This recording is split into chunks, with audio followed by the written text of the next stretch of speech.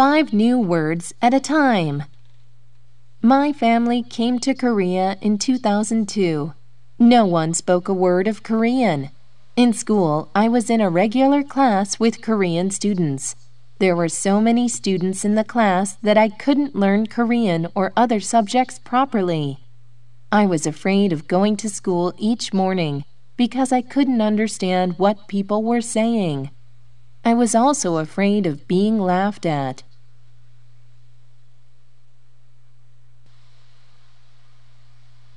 At that time, my mother worked part-time in a Thai restaurant from late afternoon until late in the night. It was her unfamiliarity with the Korean language that forced her to work in a Thai-speaking environment. Although her job wore her out, my mother still woke up early in the morning to cook breakfast for my brother and me. She never neglected us even when she was tired. One day my mother noticed that something was troubling me. When I said nothing was wrong, my mother answered, "You are my daughter. When something is upsetting you, I feel it too." The pain and care in her eyes made me burst into tears. I had held them back for so long.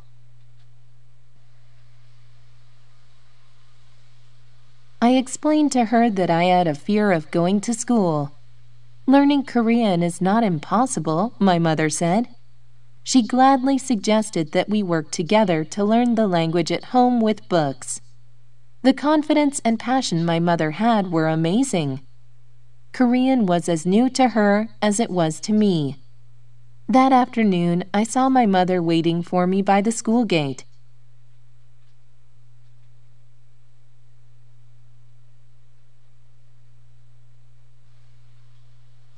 Although she was the shortest of all the mothers there, she looked very determined and confident.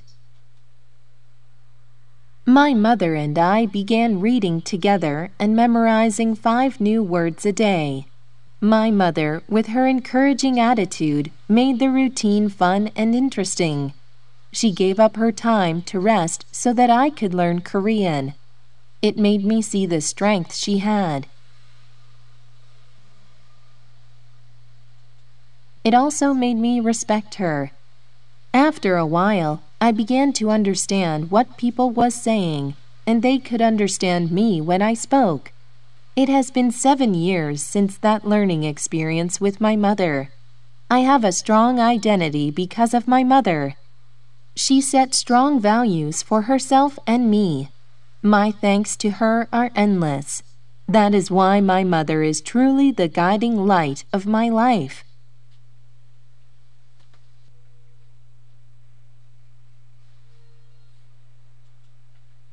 Cool things in the future. Imagine your life in 50 years. Thanks to advanced technology and medicine, you will have more free time and will enjoy a better and longer life in the future. Live to be 150. Even when you're 70, you'll look and feel 30 years old. Tiny computerized robots called nanobots will turn unhealthy cells into healthy ones.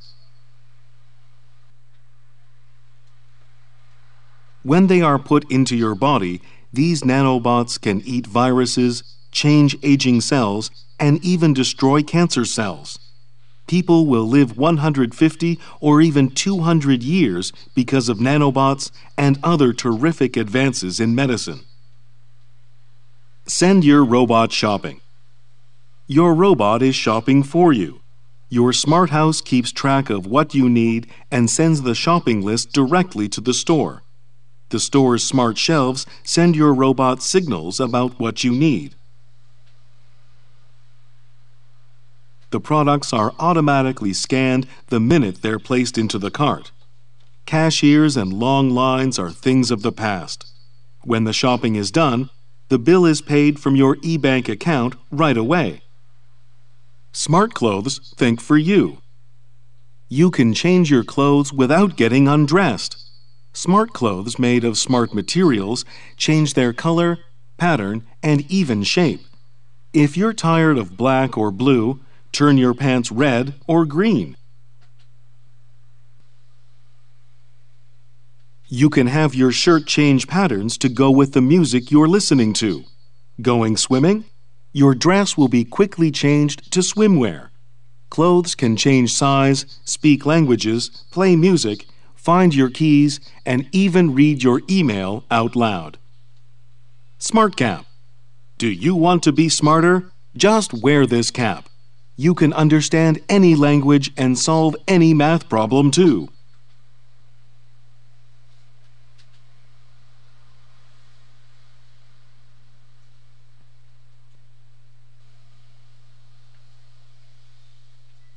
Don't waste your time. Buy one, get one free. It's only $49.99. Enjoy your space vacation. You'll find it easy to go to outer space for your vacation. You will reach Mars faster than you can eat lunch. 20 minutes after leaving Earth, you will arrive at the space station on Mars. You might even decide to spend a week exploring the rings of Saturn.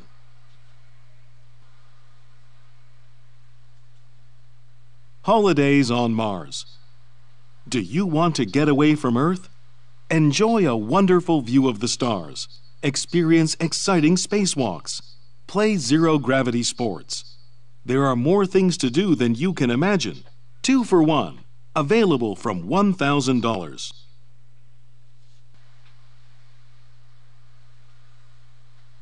Conversational styles are different from culture to culture. Japanese-style conversations develop differently from Western-style conversations. The two conversational styles are like different ball games. After I lived in Japan for a while, my Japanese gradually improved, and I could take part in simple conversations in Japanese. When I joined in, the others often looked surprised, and the conversation came to a stop.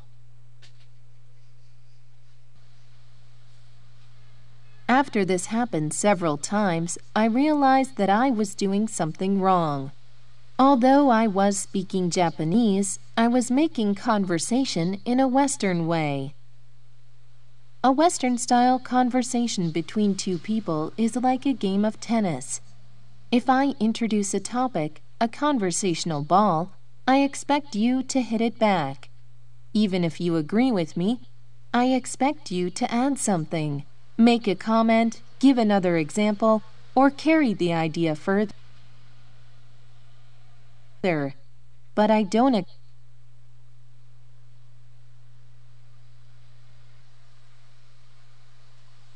expect you to agree all the time. I am just as happy if you question me, challenge me, or disagree with me. Whether you agree or disagree, your response will allow me to continue. If there are more than 2 people in the conversation, it is like volleyball.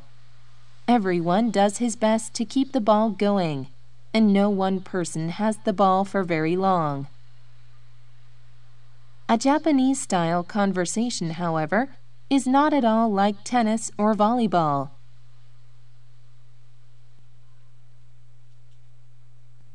It's like bowling. You wait for your turn, and you always know your place in line. It depends on whether you are older or younger, or a close friend or a stranger to the speaker. When your turn comes, you step up to the starting line with your bowling ball and carefully bowl it. Everyone else stands back and watches quietly. Everyone waits until the ball reaches the end. Everyone watches to see if it knocks down all the pins or only some of them. There is always a suitable pause between turns. No wonder everyone looked surprised when I took part in Japanese conversations. I paid no attention to whose turn it was. I kept taking away the ball halfway and throwing it back at the bowler. Of course the conversation died. I was playing the wrong game. If you have been trained all your life to play one game, it is neither simple nor easy to switch to another.